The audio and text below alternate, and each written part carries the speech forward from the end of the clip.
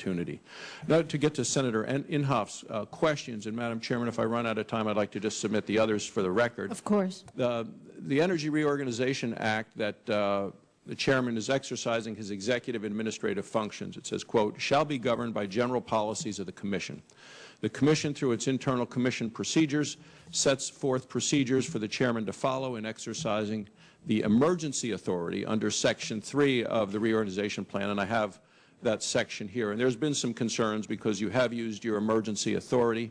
I read it, it says you should have it for a limited period of time. Any chairman should have it for a limited period of time, and it requires additional reporting to the other members.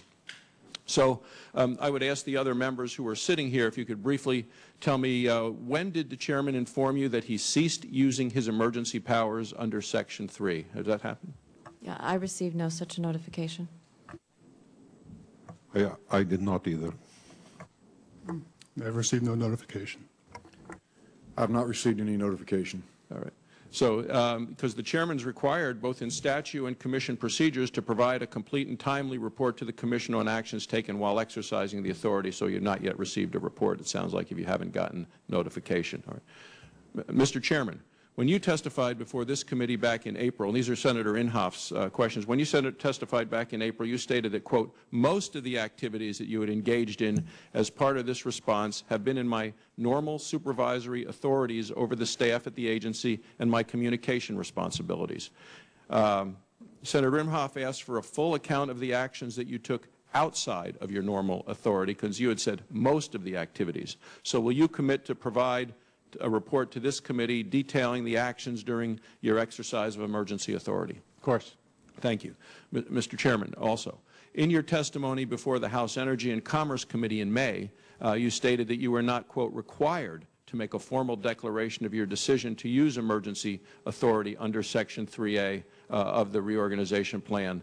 We can go on to, I can read the whole plan, but in the interest of time, why did you choose to keep secret the fact that you were transferring to yourself functions vested in the Commission? The Commission was fully aware that I was exercising my emergency authorities. I did not keep that secret. I did not make a formal declaration because that is not part of the process. The Commission was briefed 3 times a day by the staff. Their staff was briefed 3 times a day during the accident about all the actions that were being taken.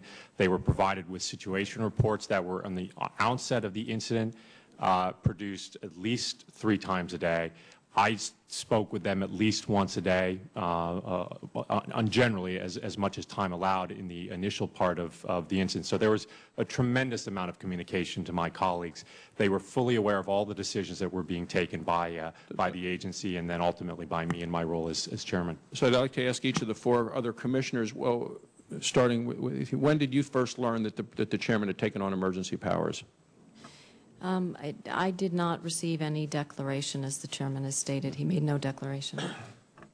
Next, when did you learn? Okay, I'm sorry. When did my understanding is that NRC's Office of Congressional Affairs informed this committee of the exercise of emergency powers, and I believe I learned of it then. Okay. Have you been specifically informed by the commissioner that he was taken over? No, I was not. Next, Commissioner Magwood. Yeah, just echoing Commissioner Savinik, I first heard about it when we heard that Office of Congressional Affairs had notified this committee of that. It's the first time I heard it. Thank you. Senator, I did have a discussion with the chairman on March 31st in which I understood at that point in time that it appeared to me he was exercising emergency powers, though there had not been a formal statement to that effect. Hey, Mr. Chairman, final question from Senator Inhofe.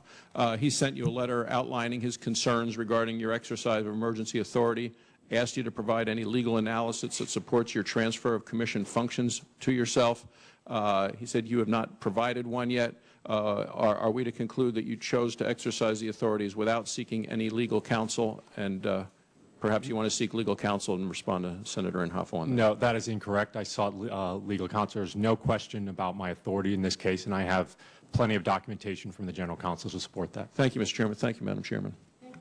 I'm going to place in the record a document backing up what Chairman Jaczko has stated. There is no requirement for an emergency declaration at all. And we will put the actual language into the record, because this kind of questioning is, to me, extraordinary, asking you if you did something that you don't have to do, and having every commissioner say, no, he didn't do it. Yeah, you didn't have to. It's just, it's mind-boggling around here. Okay, we're going to turn to the subcommittee chairman now.